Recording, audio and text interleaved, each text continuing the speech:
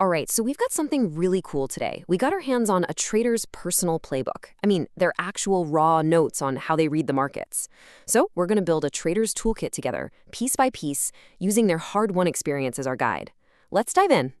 I mean, that's the big question, right? You look at a chart for the first time and it can just feel like, pure chaos.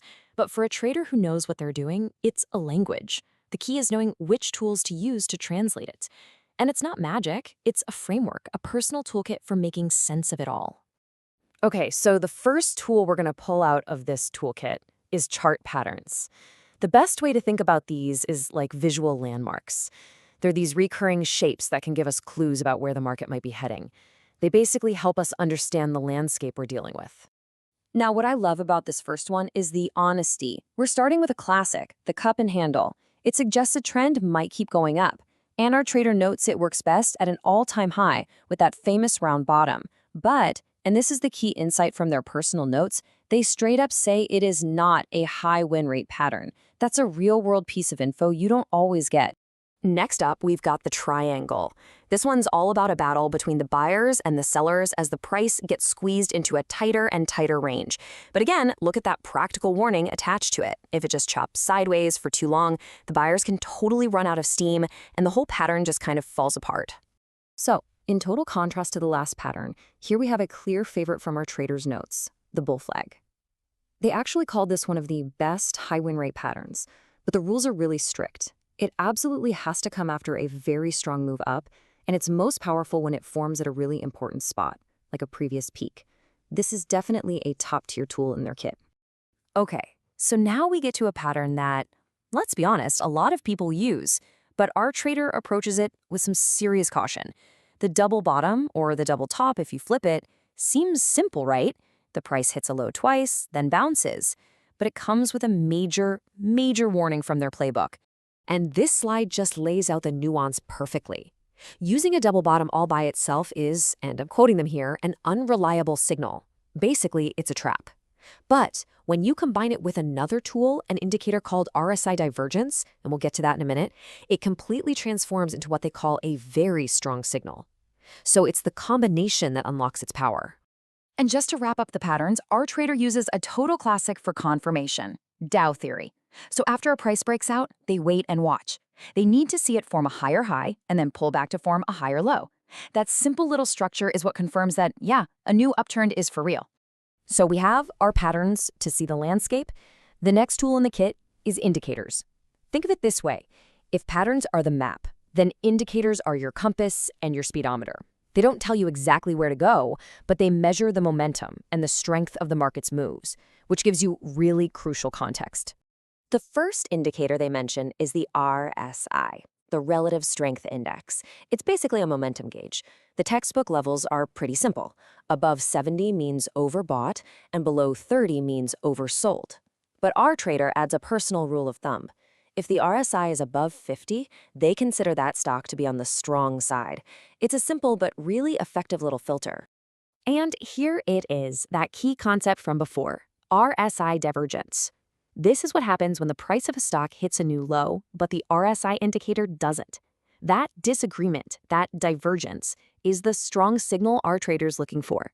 It suggests the momentum is secretly shifting, and it's the exact thing that turns that double bottom pattern from a trap into a really powerful tool. The final indicator is the moving average. And, I absolutely love this quote from the notes. When the moving averages are all neatly lined up and pointing higher, it means the short-term traders, the medium-term traders, and the long-term traders are all making money. It's a sign of a really healthy, widely accepted trend. That's a powerful look into market psychology. Now, having tools to find trades is one thing, but surviving the trades that go wrong, that's a whole other ballgame. And this brings us to the most critical part of the toolkit, the safety manual. Part 1 is all about protecting yourself with a stop loss. This is maybe the most blunt and honestly the most powerful piece of advice in the entire playbook. Don't trust yourself. It's a gut punch reminder that in the heat of the moment, your emotions can trick you into making terrible decisions, like hoping a losing trade will just magically turn around. This is a rule that was clearly born from some painful experience. So here's the deal. A stop loss isn't just some random price. It is a pre-planned exit strategy. And the rule from the playbook is simple and brilliant. You place your stop loss at the exact point where your original reason for getting into the trade, your hypothesis, is proven wrong. If you thought the price would bounce off a level and it just slices right through, well, your hypothesis is broken, and you get out, no questions asked. And following right behind the stop loss is the second part of our safety manual, position sizing. See, this isn't about picking winners. It's about making sure the losers don't take you out of the game for good. It's all about managing how much you're willing to lose on any single idea. And here's exactly why it is so important. This note connects the technical math of sizing a trade to the psychological reality of trading. A small, calculated loss is manageable, but an unexpectedly huge loss? That can ruin your entire day, trigger fear, anger, and what traders call revenge trading. It just absolutely wrecks your discipline. So the process is non-negotiable. It's an ironclad rule. You don't just decide to buy a stock. First, you figure out where your stop loss is going, the point where your idea is officially wrong. Then, you calculate exactly how much money you would lose if that stop loss gets hit. And only after you've done that, and you've confirmed that you're okay with that potential loss, only then do you actually place the trade. Risk calculation comes before you hit the buy button. Every single time.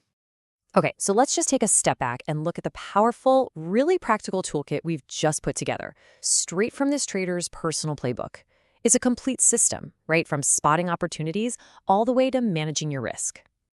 And here it is, all on one slide. You've got chart patterns to read the market's landscape. You have indicators to act as your compass to measure momentum. The stop loss is your absolute non-negotiable safety net. And position sizing, well, that's your emotional shield, protecting your discipline from the sting of a losing trade. Which kind of leaves us with one final thought. We've laid out all the tools, the rules, this whole framework, and it all feels very logical, almost scientific. But the notes are just filled with these warnings about psychology and that constant reminder to not trust yourself. So is building a system like this the end of the journey? Or is learning to actually use these tools with discipline the true art of trading? That's something to think about.